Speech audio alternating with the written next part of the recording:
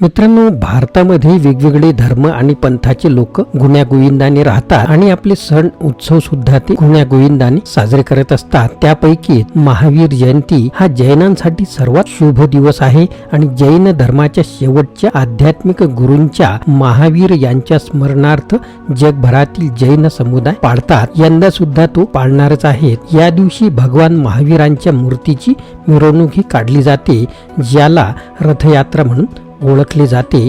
भाविक जैन मंदिरात भेट देतात, भगवान महावीरांच्या मूर्तीची पूजा करतात, धार्मिक गीते वाचतात आणि आशीर्वाद सुद्धा घेतात.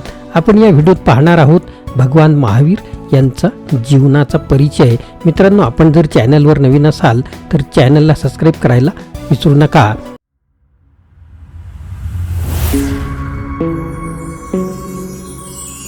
नमस्कार मित्रांनो, माझे नाव आनंद आहे आणि मराठी आनंद यूट्यूब चॅनलमध्ये आपणा सर्वांचे स्वागत आहे. महावीरांचे मूळ नाव वर्धमान होते आणि त्यांचा जन्म इसवी पूर्व 599च्या सुमारास झाला. अनेक विद्वानांचा असा विश्वास आहे की ही तारीख 100 वर्ष पूर्वीची आहे.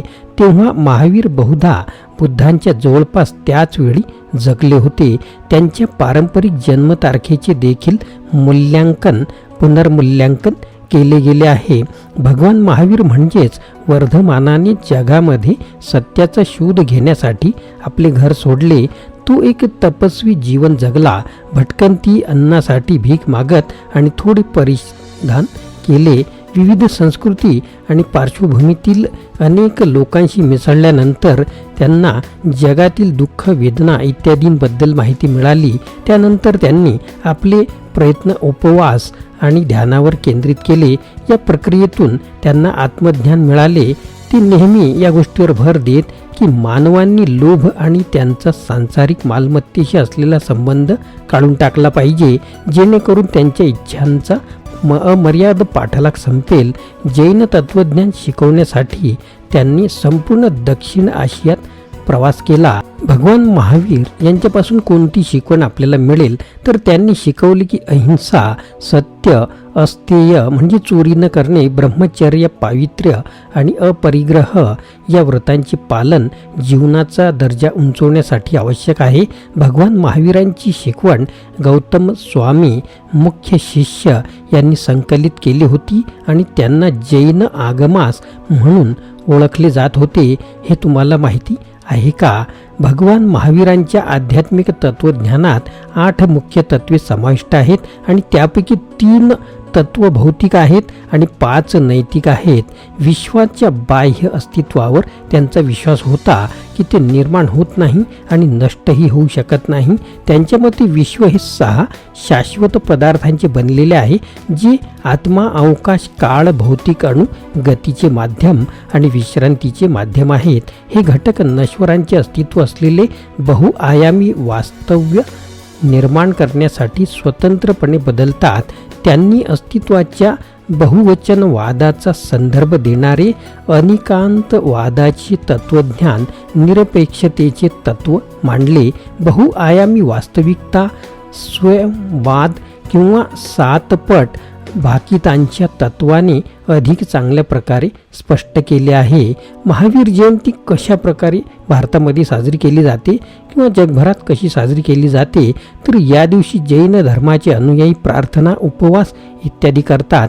मुळात या दिवशी पूर्वेकडील बिहार राज्यात सुट्ट्या लोकप्रिय आहेत. जैन अनेक क्रियाकलापांमध्ये भाग घेतात, ज्यामुळे त्यांना त्यांच्या कुटुंबातील सदस्यांशी जोडले जाऊ शकते आणि मिरवणूक, पुतळा धुणे, मंदिरांना भेट देणे, देणग्या इत्यादींचाही समावेश असू शकतो.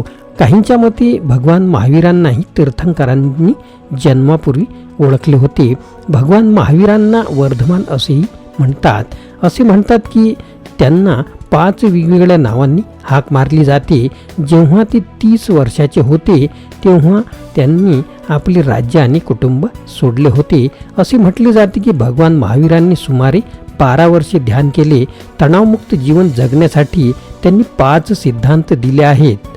पेरणीचे शेवटचे तीर्थंकर आहेत, जे वर्तमान कालचक्राचे प्रतिनिधित्व करतात. कल्प स्नानुसार महावीरांनी आपल्या आयुष्यातील पहिले 42 पावसाळे अस्तिकग्राम, चंपापुरी, पुष्टी चंपा, वैशाली, वाणी जागराम, नालंदा, मिथिला, भद्रिका, अलाभिका, पाणीभूमी, श्रावस्ती आणि पावपुरी येथे वास्तव्य केले. सर्व ज्ञान प्राप्त केल्यानंतर त्यांनी 30 वर्ष भारतभर फिरून आपल्या तत्वज्ञानावर व्याख्याने दिली. श्वेतांबरानुसार तरीही दिगंबराप्रमाणे ते आपल्या समवसरणात असताना आपल्या भक्तांना उपदेश करत राहिले.